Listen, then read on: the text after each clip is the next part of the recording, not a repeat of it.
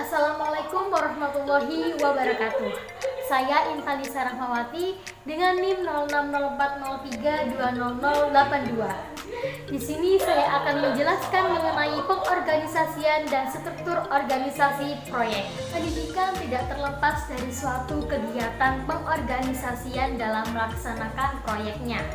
Proses pengorganisasian sebagai suatu cara di mana kegiatan organisasi dialokasikan dan ditugaskan di antara para anggotanya agar tujuan organisasi dapat tercapai dengan efisien.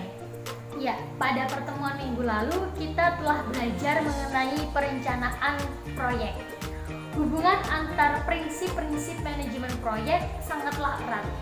Pengorganisasian proyek merupakan kegiatan membagi dan memberdayakan sumber daya manusia yang ada untuk bekerja menuju tujuan proyek.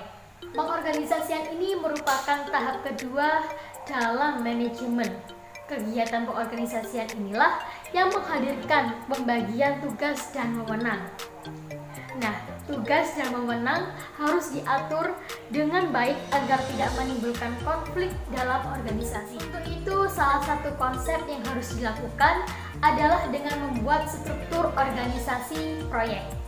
Nah, struktur organisasi proyek ini merupakan sarana untuk membantu proses pencapaian tujuan atau plan dalam sebuah proyek. Struktur organisasi tersebut bekerja dengan mengkoordinasi dan mengatur segala sumber daya yang tersedia di proyek. Seseorang yang bekerja dalam proyek atau tenaga pelaksana merupakan penentu keberhasilan suatu proyek.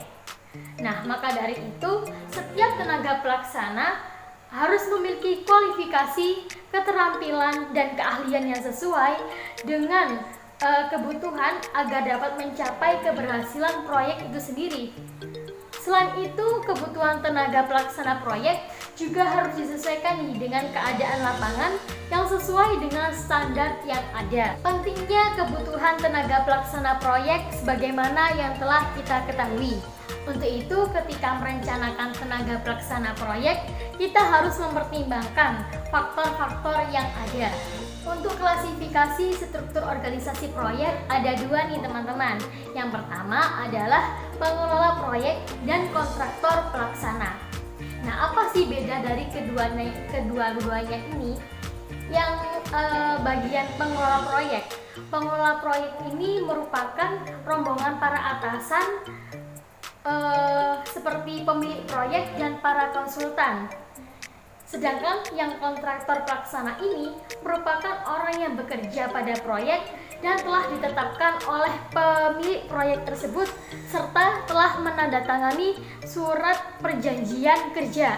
Dalam pengelola proyek terdapat pemilik proyek, konsultan quantity surveyor, konsultan perencana, dan konsultan pengawas. Dan dalam kontraktor pelaksana itu terdapat pimpinan proyek, manajer lapangan, site engineer, kepala administrasi proyek, supervisor, drafter, logistik, pengawas gudang, bagian peralatan, dan juga sopir. Sekian video pembelajaran dari saya, semoga bisa dipahami. Apabila ada salah kata, mohon untuk dimaafkan. Sekian, wassalamualaikum warahmatullahi wabarakatuh.